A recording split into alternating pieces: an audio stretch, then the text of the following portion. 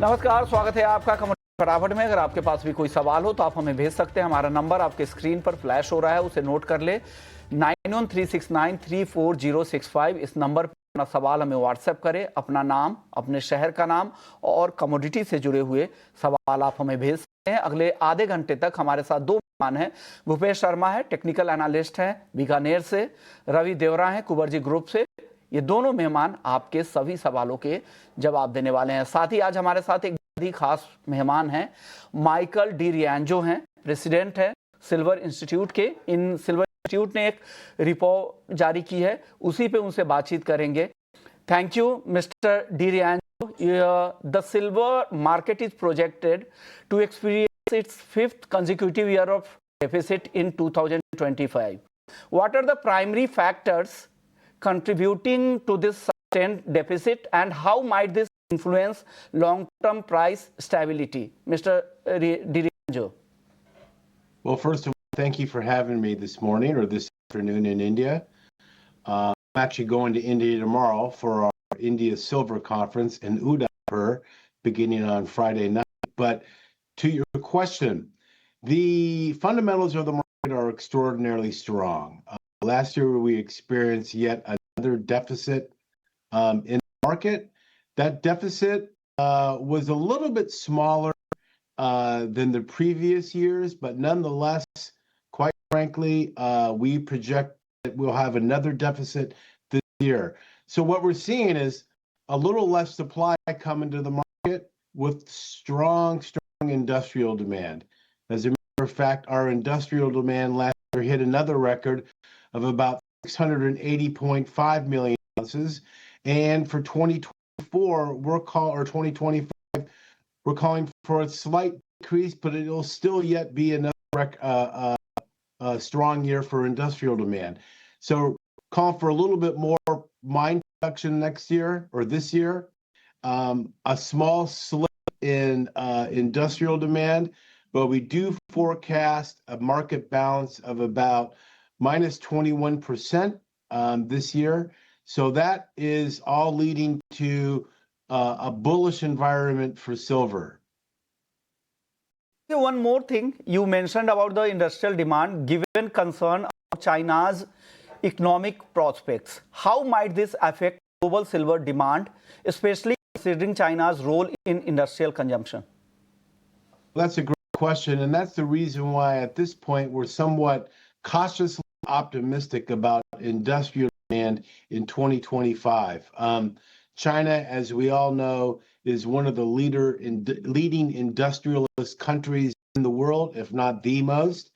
And as their economy begins to pick up more steam, we're hopeful that more and more silver will be used in these various applications, including solar panels, AI, electronic grid support, and so forth. So as goes China, as goes the world with respect to industrial supply. So we'll just have to see. But even so, we're calling for a less than 0.5% of a decrease in industrial demand this year. And that's giving today's market forces, all right, which obviously can change. And what we're seeing today, another record in the gold price, silver above $33 an ounce for the first time in a long time. We're seeing that silver has a strong potential to run even further.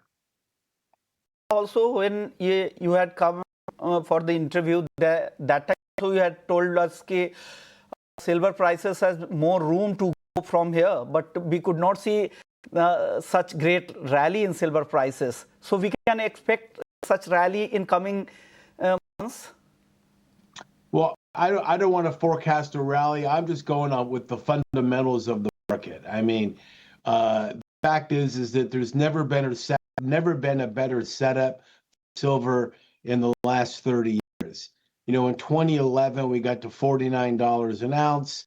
Of course, 1980 we almost hit 50, but in 2011 we almost hit $50 an ounce as well. And the setup, what we're seeing today, globally, with a lot of political and economic uncertainty, is really good for hard assets like silver.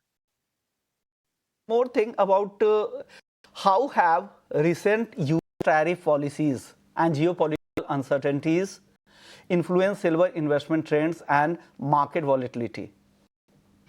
Well, the fact of the matter is these tariffs have thrown a monkey wrench into a whole host of industries, notwithstanding those industries that or industrial applications that utilize silver. So, for example, at the beginning of the year, we were very concerned about a 25% tariff from Mexico and Canada coming into the United States. They ship a lot of their doré that is refined or that is produced in those countries to the United States. That has all been mitigated. There will not be a tax on silver or gold or any type of bullion coming into the United States. So we sort of dodged a bullet there. There never has been on gold and silver to begin with. So this market volatility, the threat of tariffs, further tariffs, I should say, tariffs are with us right now, is sort of exacerbating an existing problem in the global economy. And what we're hopeful for is that as more countries negotiate trade deals with the United States, some of the pressure is relieved off the industrialists. So a lot of silver is being used in automobiles, right? A lot of silver is being used, of course, in solar panels. And as these tariffs are reduced or eliminated altogether, it's a win-win for auto manufacturers, solar manufacturers, and other parts of industry that rely on silver. From the India perspective, given India's significant role in the silver market, how are current economic conditions and price sensitivities affecting silver consumption in the country? I'm talking about India. Yeah, you don't have to go too far to look at India. Just with respect to and talking about the growth potential and the growth impact that it's already had on the global silver market. One of the interesting things is about India is your exchange traded products are continuing to show extraordinary growth, and they've only been on the market for just several years. This is very interesting to us here at the Silver Institute, because what it's showing is that there's a desire for silver investment within India. Of course, you're a leader in jewelry, you're a leader in silverware. You have one of the top 5 silver mining companies in Hindustan Zinc, and quite frankly, India is such a strong player in the silver market. It's the reason why we're coming back for our 3rd year to the India Silver Conference. We can't understate enough India's importance to the market. Thank you, Mr. D. Rianjo, for taking your time out for ET Now Swadesh, sir. Thank you so much. तो ये थे silver institute के president और CEO जो बता रहे थे कि इंडिया में जिस तरह से यहाँ पर एक्सचेंज ट्रेडेड प्रोडक्ट्स की ईटीपीज की जिस तरह से डिमांड बढ़ रही है, ईटीएफ्स की डिमांड बढ़ रही है, फाइनेंशियलाइजेशन जिस तरह से हुआ है यहाँ पे सिल्वर का, उसका फ़ायदा आम रिटेल निवेशकों को काफ़ी मिल रहा है और उनका रुझान भी काफ़ी ज़्यादा है। और सिल्वर इंस्टीट्यूट की रिपोर्ट है, उसके हिसाब से एक ज़बरदस्त इन्फ्लोज यहाँ पर ईटीपी मार्केट में देखने को मिल रहा है और निवेश जो रिटेल इन्वेस्टमेंट है वो काफ़ी तेज़ी से बढ़ा है। कॉइन और बार की डिमांड 9 साल के उच्चतम स्तरों पे है, जबकि ग्लोबल डिमांड इस दौरान चांदी की घटी है, उसके बाद भी इस तरह की निवेश यहाँ देखने को मिले। एक समय था 2 साल पहले तक जब 4 फंड्स यहाँ पर ऑपरेट कर रहे थे, अब यहाँ पे 12 फंड हाउसेस ऑपरेट कर रहे हैं, क्योंकि डिमांड है रिटेल इन्वेस्टर्स का, चांदी में रुझान काफ़ी ज़्यादा है। रवि देवरा भी हमारे साथ है। रवि जी, चांदी को आप इस तरह से देखते हैं, अगर लॉन्ग टर्म चार्ट पे आप देखें तो ये काफ़ी अंडर परफॉर्मिंग नज़र आती है चांदी, चाहे वो निफ्टी के चार्ट पे देखे, निफ्टी से कंपेयर करे या फिर गोल्ड से कंपेयर करे। क्या आगे कुछ दम दिख रहा है क्या? मैं नहीं बोल रहा हूँ कि रैली आई नहीं है यहाँ पर, लेकिन उन दोनों बेंचमार्क इंडेक्स से या गोल्ड के मुकाबले काफ़ी अंडर परफॉर्म की है। आगे कुछ बड़ी रैली की उम्मीद करें या चाइना चाहेगा कि इंडस्ट्रियल कमोडिटीज़ है, बहुत ज़्यादा इसका बढ़ना सही नहीं है, उसे बढ़ने नहीं देगी चाइना? डेफिनेटली थोड़ा अंडर परफॉर्मेंस है। इन पर्टिकुलर देखे तो जब से ट्रम्प टैरिफ का सिनेरियो आया है तब से थोड़ा प्राइसेस में अंडर परफॉर्मेंस दिखा है, क्योंकि अभी जो बेसिकली मार्केट रिएक्ट कर रहा है वो रिएक्ट कर रहा है इस हिसाब से, क्योंकि लगातार मार्केट का आउट परफॉर्मेंस की एक्सपेक्टेशन थी। गोल्ड सिल्वर के बिटवीन 10 से 11,000 का डिफरेंस सस्टेन हुआ था, वो 15,000 गया था। पर्टिकुलर सिल्वर का प्रीमियम इतना ज्यादा था, हालांकि जिस हिसाब से चाइना यूएस के बॉन्ड मार्केट से exit होके चाइना गोल्ड बाय कर रहा है और क्वांटिटी में चाइना गोल्ड बाय कर रहा है, इस हिसाब से गोल्ड को सपोर्ट कंपेरेटिव ज्यादा है। तो वर्सेस गोल्ड सिल्वर ने अंडर परफॉर्म किया वर्सेस निफ्टी, क्योंकि हमारे फंडामेंटल्स कंपेरेटिव काफी स्ट्रॉन्ग है। बट अगर आप लॉन्गर टर्म चार्ट देखें और ग्लोबल एमएससीआई ग्लोबल इंडेक्स देखें, इसको डेफिनेटली सिल्वर ने अच्छी तरह बीट किया है एंड इमर्जिंग मार्केट इंडेक्स को भी बीट किया है एंड साथ में ग्लोबल डेवलप इकोनॉमी इंडेक्स को भी बीट किया है। इंडिया का मार्केट काफी अच्छा परफॉर्म किया है, इस हिसाब से इंडिया के मार्केट के साथ सिल्वर ने अंडर परफॉर्म किया है। बट ऑल ओवर मुझे लग रहा है कि आगे जाके स्कोप बन रहा है। अभी भी चाइना में ये मंथ एंड में कॉन्क्लेव है, इकोनॉमिक कॉन्क्लेव है, और इसमें कुछ सीरीज ऑफ मेजर्स अनाउंसमेंट के एक्सपेक्टेशंस है, और जैसे ये टैरिफ का एक बार मंथ के जो मार्केट को फियर है वो हटेगा, तो इसके बाद सिल्वर में आउट परफॉर्मेंस दिखेगा। लेवल स्पेसिफिक आप अगर ट्रेडर है तो बाय करें, टारगेट 96,980 का होगा, 95,400 के स्टॉप लॉस के साथ। और अगर शॉर्ट टर्म का आउटलुक है, मुझे लग रहा है कि अगले 15 दिन में फिर से 1 लाख तक की उम्मीद आपको सिल्वर से करनी चाहिए। और पूरे साल अगर दिसंबर टू दिसंबर कैलेंडर ईयर की बात करें, तो मुझे लग रहा है कि दिसंबर में सिल्वर, गोल्ड एंड निफ्टी दोनों का परफॉर्म कर सकते। तो अगला जो यहाँ पर अगर लंबी अवधि का थोड़ा नजरिया है आपको, तो यहाँ से निफ्टी से भी और गोल्ड से भी बेहतर परफॉर्मेंस की उम्मीद यहाँ पे जैसे जैसे ट्रेड वॉर की स्थिति सुधरेगी, यहाँ पर स्लो डाउन की स्थिति में सुधार होगा, क्योंकि चांदी यहाँ पे इंडस्ट्रियल कमोडिटी भी है, उसका भी दबाव यहाँ पर रहता है। निखिल कुमार हैं, चांदी में रणनीति पूछ रहे कि क्या करना चाहिए। भूपेश, चांदी में क्या सलाह देंगे निखिल को? जी नमस्कार विश्वनाथ जी। अगर चांदी की बात करें तो चांदी में आज एक अच्छी ओपनिंग देखने को मिली है। मुझे लगता है कि चांदी बाजारों में जो ट्रेंड और मोमेंटम पॉजिटिव बना हुआ है वो कंटिन्यू बने रहना चाहिए। और इसमें अगर दो मैं स्ट्रेटजी आपके साथ करना चाहूंगा। पहली स्ट्रेटजी ये रहेगी, जो लोग इंट्राडे में काम करना चाहते हैं उनके लिए 95,000 का स्टॉप लॉस होगा, 95,000 का।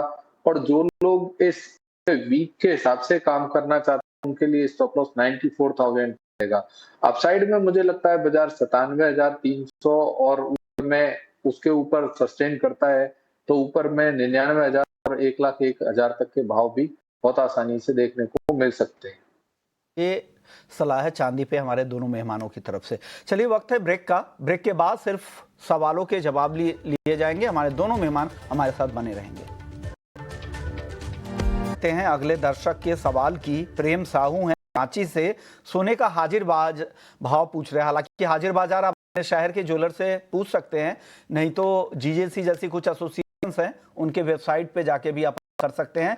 अभी 24 कैरेट का भाव 1 लाख के आसपास ज्यादातर शहरों में चल रहा है। 10 ग्राम का भाव है और वादा में है वो 96-97,000 के बीच में घूम रहा है। लेकिन यहाँ पर आपको इसके ऊपर 3% जीएसटी और ये होलसेल रेट है, तो यहाँ पे आपका 2-3% का मार्कअप रिटेल में रहेगा, उसके ऊपर से आपको 3% का जीएसटी और मेकिंग चार्ज भी देना होगा।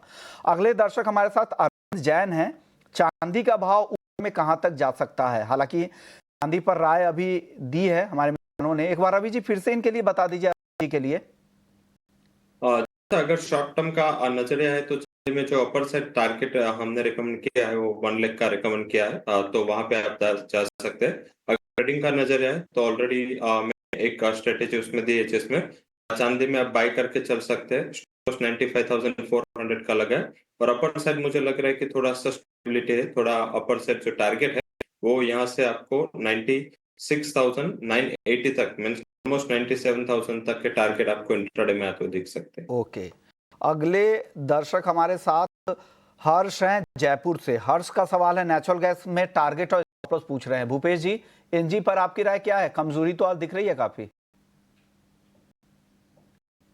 जी सर, नेचुरल गैस की बात करी जाए तो नेचुरल गैस का ट्रेंड और मोमेंटम दोनों नेगेटिव बने हुए हैं। मुझे लगता है कि इसमें नेगेटिविटी जारी रहनी चाहिए।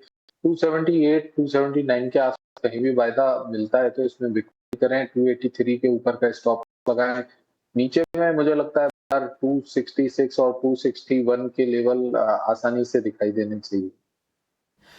हसमुख है गुजरात से क्रूड और नेचुरल गैस में इंट्राडे के लिए ऑप्शंस की रणनीति जानना चाह रहे हैं। ऑप्शंस में कुछ मौके दिख रहे हैं, क्रूड में एलएनजी दोनों में? जरूर से क्रूड में मुझे लग रहा है कि यहाँ पे थोड़े ओवरडन है, सेलिंग जो है मुझे लग रहा है कि यहाँ पे थोड़ी रिकवरी करनी चाहिए।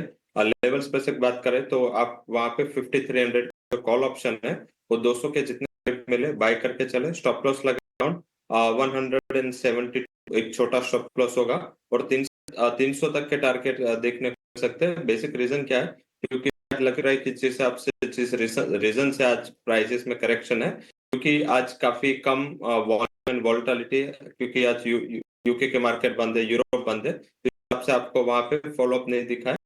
मेरे हिसाब से एक बेटर स्ट्रेटेजी हो सकती है। वहां पे अगर आपको नेचुरल गैस में भी ऑप्शन लेना है तो 280 270 दोनों स्ट्राइक के पूरा ऑप्शन आप बाय कर सकते हैं। 280 के स्ट्राइक का पूरा ऑप्शन ट्रेड पे बाय करें, स्टॉप लॉस लगाए का, और अपर साइड 32 तक के लेवल की उम्मीद करनी चाहिए। अगले दर्शक हमारे साथ हैं, महेश अग्रवाल हैं। सोने में स्थिरता कब तक आएगी? और कमलेश जैन है अहमदाबाद से, सोने में कब तक गिरावट आएगी? रवि जी, दोनों दर्शक का सवाल दीजिए कि सोने में स्थिरता कब तक आएगी और गिरावट कब तक आएगी? जब डॉलर इंडेक्स 100 के ऊपर जाएगा तभी मुझे लग रहा है कि कोई गिरावट की उम्मीद करे, क्योंकि डॉलर इंडेक्स जब तक नीचे रहेगा, ये क्लियर इंडिकेशन है जो मैंने चाइना का रीजन के दिखाया था। तो आई थिंक मुझे लग रहा है कि यूएस के बॉन्ड मार्केट से जो कन्वर्जन हो रहा है वो जब तक क्लोज नहीं होता तब तक कोई बड़ी गिरावट की उम्मीद नहीं रखे। हालांकि काफी प्राइस चल रहे हैं, आपका रिस्क मींस की परसीव करना एक अच्छी बात भी है। तो आप क्या करें, ऑप्शन का इस्तेमाल करें। 97,000 के स्ट्राइक का कॉल ऑप्शन 1300 के टारगेट के लिए बाय करें। 1180 पे बाय करना है 1010 के स्टॉप लॉस के साथ। ये बेटर स्ट्रेटेजी है। ऑप्शन के प्रीमियम्स भी धीरे धीरे कम हो रहे हैं, क्योंकि टाइम वैल्यूज में कम हो रहे हैं। तो मुझे लग रहा है कि डायरेक्ट अप्रोच करने के बजाय आप गोल्ड को यहाँ पे अप्रोच करें, और करेक्शन आएगा मुझे लग रहा है कि थोड़ा स्टीप होगा, थोड़ा ओवरनाइट होगा। तो इस हिसाब से यहाँ पे आप फोकस करें, और 2-3 महीने तक कोई, जब तक ये 90 डेज की लिमिट खत्म होती है तब तक कोई बड़े करेक्शन की एक्सपेक्टेशंस ना रखें। अगर चाइना एंड यूएस के बिटवीन कुछ बात बन जाती है उसके बाद आप एक करेक्शन की उम्मीद कर सकते हैं। तो अब तक क्योंकि तेजी इतनी आ चुकी है, तो ट्रेड अगर आपको करना है तो ऑप्शन के जरिए जाए तो ज्यादा बेहतर है। आशीष हैं राजस्थान से, 91,700 के भाव पर सोने में बिकवाली की है। स्टॉप लॉस इन्होंने नहीं लगाया होगा, काफी नुकसान हो रहा है। भूपेश जी क्या सलाह देंगे? 91,700 इस भाव पर बेचा था इन्होंने सोना। जी सर, अगर स्टॉप लॉस नहीं लगाया तो ये तो अच्छी बात नहीं रहेगी। मुझे लगता है कि हर व्यक्ति को, जो लोग वायदा करते हैं, उनको स्टॉप लॉस स्ट्रिक्टली फॉलो करना चाहिए। परंतु इनका सोना काफी नीचे का बिका हुआ है, मुझे नहीं लगता कि अभी आसानी से ये भाव दिखेंगे, क्योंकि जहां तक डॉलर इंडेक्स में गिरावट देखी जा रही है जिस हिसाब से, और जिस हिसाब से गोल्ड में एक रैली देखी जा रही है, मुझे लगता है कि ये रैली और भी फर्दर कंटिन्यू करनी चाहिए। और जब तक एमसीएक्स पर बात करें तो एमसीएक्स में जब तक 95,000 का भाव नहीं टूटता तब तक इसमें किसी बड़ी मंदी की कोई संभावना नहीं है। इसलिए इन्हें अपना कहीं ना कहीं स्ट्रिक्ट स्टॉप लॉस फॉलो करना चाहिए। अगले दर्शक हमारे साथ शेख खाजा हैं। हल्दी में कब तक और कितनी गिरावट आएगी? हल्दी में गिरावट आपको दिख रही है क्या रवि जी? रेजिस्टेंस जरूर से प्राइसेस 15,400-500 के से लगातार रेजिस्टेंस ले रहे हैं, एंड अराइवल थोड़ी कम हुई, इससे आपसे प्राइसेस में रिलीफ है। मुझे लग रहा है कि आगे जैसे आपको सोइंग का टाइम नजदीक आएगा वहां पे प्राइस में गिरावट आनी चाहिए। Most probably mid of May से आपको करेक्शन की उम्मीद करनी चाहिए। एंड लेवल स्पेसिफिक अगर आपको नया ट्रेड लेना है 15,300 से 15,400 के बिटवीन प्लेस करें, बेच के चले। 15,720 का लगा, और डाउन साइड 14,600 14,700 तक के लेवल इमीडिएट उम्मीद कर सकते हैं। ऑल ओवर रेंज मुझे लग रहा है 13,700 से लेके अपर साइड 15,400 जो करंट प्राइस पे चल रहा है, यही रेंज में शॉर्ट टर्म में प्राइस की उम्मीद करनी चाहिए। और मिड मई के बाद आपको एक करेक्शन वहां पे आता दिख सकता है। शेख खाजा जी का एक और सवाल था जिंक पर। जिंक में रवि जी क्या करना चाहिए को? जिंक में बाय करना चाहिए। पर्टिकुलर इसका रीजन है क्योंकि चाइना में जो इकोनॉमिक कॉन्क्लेव है, कुछ एक्सपेक्टेशन से प्राइसेस में फर्मनेस बनी रहेगी। बाय करें 248 के करीब, स्टॉप लॉस लगाए 244.80 का, और अपर साइड 252 तक के लेवल की उम्मीद करनी चाहिए। तो अब अगला दर्शक है प्रियांशु मोदी है। जीरे में क्या अपडेट है? आगे के लिए रणनीति जानना चाहते हैं। भूपेश जी, जीरे में क्या अपडेट है? सर, जीरे की बात करी जाए तो जीरे का ट्रेंड और मूवमेंट अभी शॉर्ट टर्म के लिए नेगेटिव हुआ है। लगता है कि जीरे में ऊपर में बाजार 25,200 और नीचे में बाजार 23,000, इस दायरे में ओवरऑल ट्रेड करते रहना चाहिए। अभी बाजार बिल्कुल मिड में खड़ा है, तो ये नीचे में अगर बाजार मिलता है 23,500 23,300 के आसपास, तो खरीदारी करके भी काम कर सकते हैं, जिसमें स्टॉप लॉस 23,000 के नीचे का लगाएं। अगर ऊपर में 25,000 के आसपास मिलते हैं तो वहां बिकवाली करके भी काम कर सकते हैं, जिसका स्टॉप लॉस 25,500 का रखें। रमेश हैं रायचूर कर्नाटक से, 91,300 के भाव पर 80 की चांदी खरीदी है, क्या करना चाहिए? बने रहें या निकल जाएं? बने रहे 95,700 का आप अपनी पोजीशन पे स्टॉप लॉस लगा लें और बने रहे 97,000 के करीब अगर प्राइस मिले तो वहां पे आप प्रॉफिट बुक कर सकते हैं। मुझे लग रहा है कि जिस हिसाब से गोल्ड के प्राइसेस में फर्मनेस हुई, शायद लग रहा है कि फॉलो अप इम्पैक्ट वहां सिल्वर में आता हुआ दिखेगा, तो आप स्टॉप लॉस से रुक सकते हैं। ओके, शुक्रिया रवि जी आपका, भूपेश जी आपका, आप लोगों ने वक्त निकाला, हमारे दर्शकों को गाइड किया कि उन्हें क्या करना है। चलिए कमोडिटी फटाफट में इतना ही, लेकिन ब्रेक के बाद भी खबरें यहाँ चलती रहेंगी, तो आप कहीं मत जाइए, बने रहिए 18 हाउस स्वदेश के साथ।